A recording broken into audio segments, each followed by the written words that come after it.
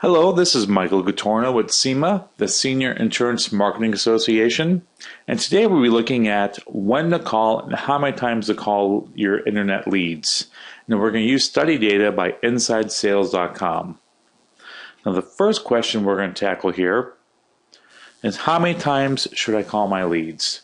Well, looking at a graph by Inside Sales, as you can see, your chance of making contact greatly increases each time you pick up the phone or try and make contact with that prospect. In fact, at that sixth phone call, you have a 90% chance of making contact with that lead. So as you can see here, always make at least 6 call attempts, because each time you pick up the phone, you're one step closer to making contact with that client. So naturally, most agents are making lots and lots of calls. What we found interesting is this opposing graph of average call attempts made by reps. Most reps, to get that 6th phone call, you're getting less than 5% of agents that actually will make that 6th call attempt. Most reps, as you can see in the graph, give up too early on leads. And by just making a few more call attempts, you'll experience 70% more contacts. So even though 6 is the magic number to get the maximum chance of getting a hold of that prospect, most agents are quitting 3rd, 4th, 5th, and barely any are making that 6th call attempt. So make sure you're calling your leads until you exhaust them at least 6 times before you start writing that lead off.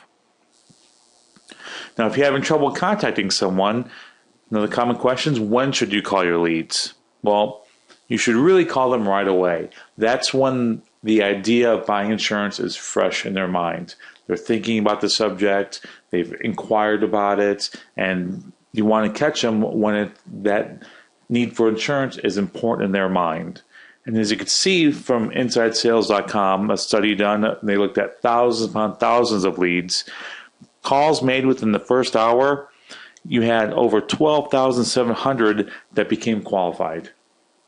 Now, second hour, you had less than 2,000. And as you can see, as time goes on, they become less and less interested or less and less qualified.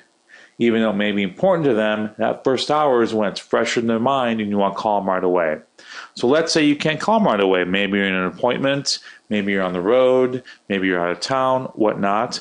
Well, when's the best time to call them? So you missed the first hour, or you left them a message that first hour because they didn't pick up the phone. So then what do? What time of day should you call? Well, from this graph, as you can see, the best time to call is between 4 and 6 p.m. That's when the most success was happening with the leads that they surveyed. The second best time to call was between 8 and 9 in the morning. So basically, first thing in the morning or just before the workday ends. But as you can see here, if you're not having success with any of those, things kind of level off midday between 10 and 3. You know, it's a pretty even keel time to try and catch people. So in review, you want to make sure that you call your leads right away. As soon as you can call your leads, make contact. You want to make sure you're staggering your calling times. If you can't get them between 4 and 6, or you can't get them between 8 and 9, make sure throughout the day you're trying 10 o'clock, 3 o'clock, 12 o'clock, 2 o'clock, 11 o'clock, because their schedule may be just as busy as yours. You want to make sure you're trying every possible attempt and every efficient way to try and call them, and make sure you're calling your leads a minimal of 6 times. Giving up too soon, as we saw, will greatly decrease your chances, and you'll just give them more opportunity to other reps.